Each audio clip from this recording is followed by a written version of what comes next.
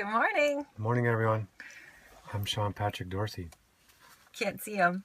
And I'm Jennifer Lopez Dorsey, and welcome to People, Places, and Things, where we talk about whatever we want. It is so early this morning that it's this dark, and we are literally lit up, and it's awful lighting. However, this morning we're talking about how to become a morning person. So we get up at what time? 4 o'clock. 4 a.m. every single morning. Eastern Standard Time. And people think we're crazy, Yeah. but it wasn't always that way for us. I thought I was crazy when we started getting up at 4. I really who does this? Now it's our normal. So Yeah. I, by nature, am actually a night hawk. My entire family, my mom, my dad, my brother, we're always up late, and that's how it's been. And so I used to actually stay up late till midnight, 1 or 2 in the morning working, sleep for 6 to 8 hours, and then I would wake up around 7 or 8 o'clock in the morning and then get on with my day. And I did that because I like to work when the house was quiet, the kids were sleeping and he was sleeping, I could get more done. And I just enjoyed that time on my own, and I thought I was being super productive. But it turns out I'm actually more productive now that I'm getting up. Oh, we're back. Technical difficulties. Yeah. So I found that actually now waking up early, I'm way more productive than I ever was at night, which is quite funny. And they say that people that wake up early get more done, and which is absolutely true. So he's always gotten up early. I've always gotten up late. So here's a couple tips. If you want to become a morning person, you can totally do this. You can totally train your body and become that morning person that you see other people doing that maybe you strive to do. So Something that works for me is right here is coffee in the morning. I need coffee. Sometimes it was food would help me wake up.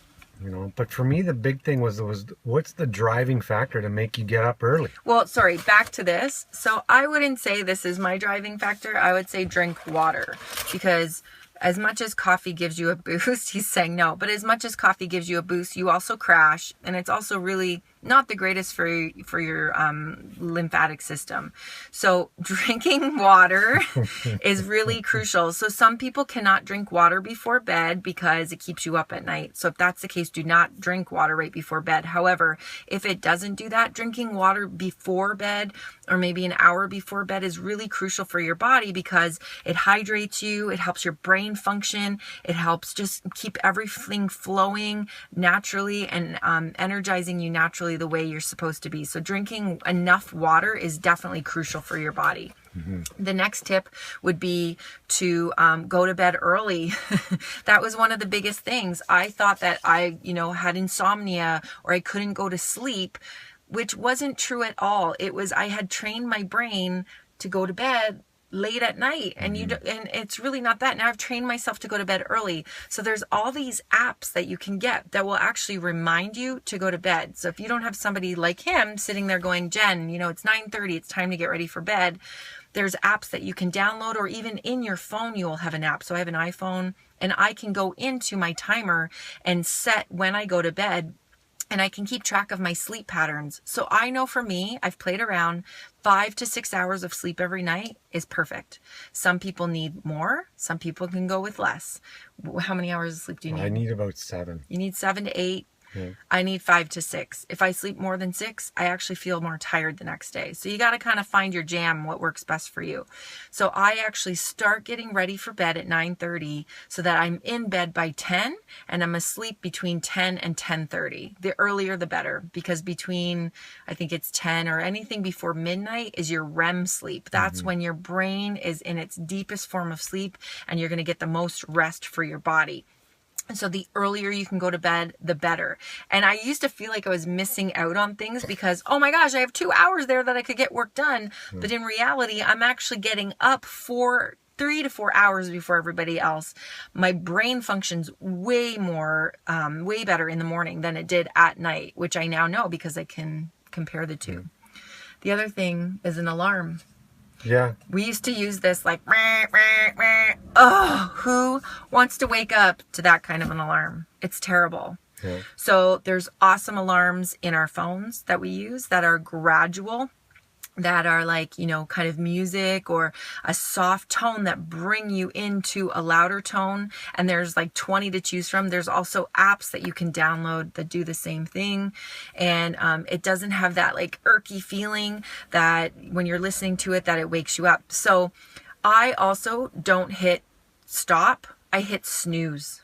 So I will 12 times. I used to hit it like 12 times, but you know, instead of setting it for 4 and not getting out of bed till 4:30, then now I would just, you know, instead say, okay, I'm going to set it at 10-minute increments every single morning. So when I first started this, I was getting up about 7 or 7:30.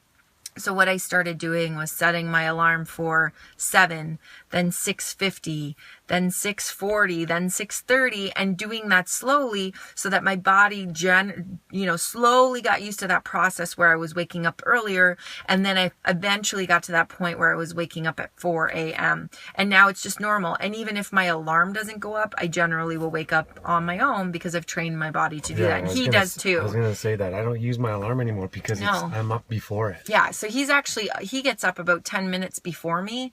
And so that's fine. Yeah. And then he always makes sure, like, there's some mornings where maybe I sleep in a little because I went to bed a little later than I should, but he's always there. So that leads us into what? Having a what?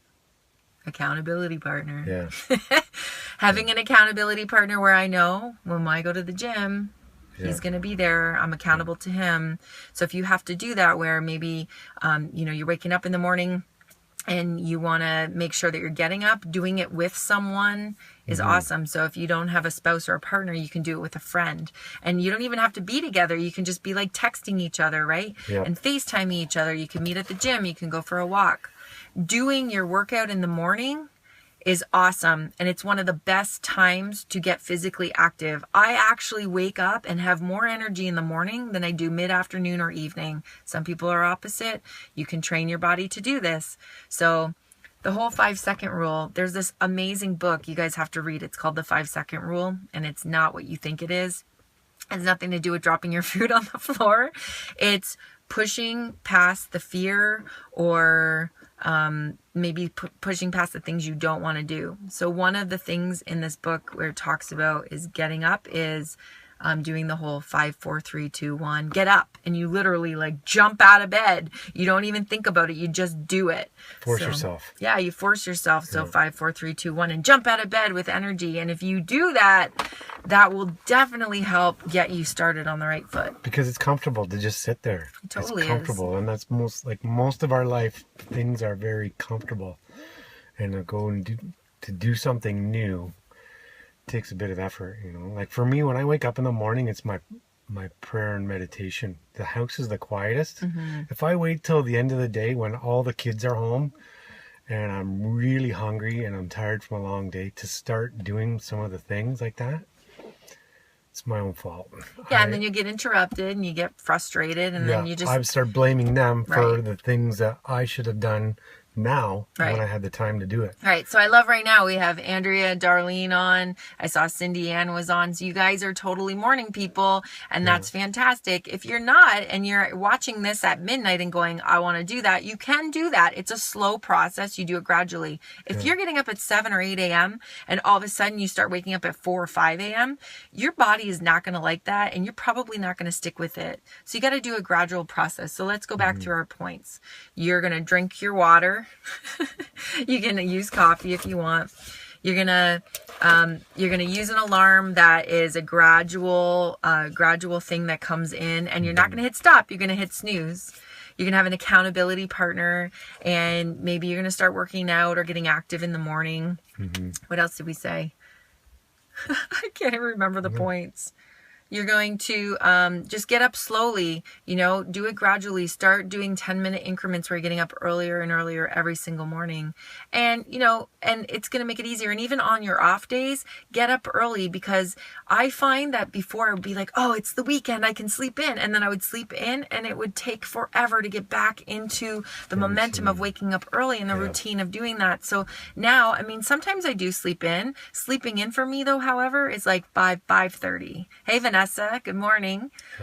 So that still isn't really sleeping into most people, but to sleep in an extra hour and a half after my regular time I'm okay with that. So, and find the amount of time you need to sleep to get a good amount of sleep, and go to bed early. So those are our tips. We hope that you'll try them. And if you do, comment below and let us know how that worked for you. And we love feedback. So, and feel free to tag your friends on this and share it with them. Oh, thanks, Vanessa. We love that we have people that actually watch us on here. We hope that the information that we're giving you is valuable. It's just little things we're learning all along the way that we want to share and hopefully inspire you to do the same thing. So on that note, we're going to get going, get our kids ready for school and get off to work.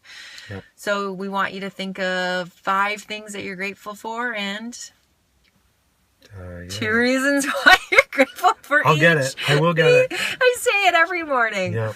5 reasons you're grateful and 2 reasons you're grateful for each, and write them down. Think of them often. Be grateful. Send love to lots of people. And when you focus on the good and you have lots of gratitude, life will be totally abundant. You'll be living with purpose and it will be really amazing. So on that note, have a great day, everybody. Wake up early. Later. Bye.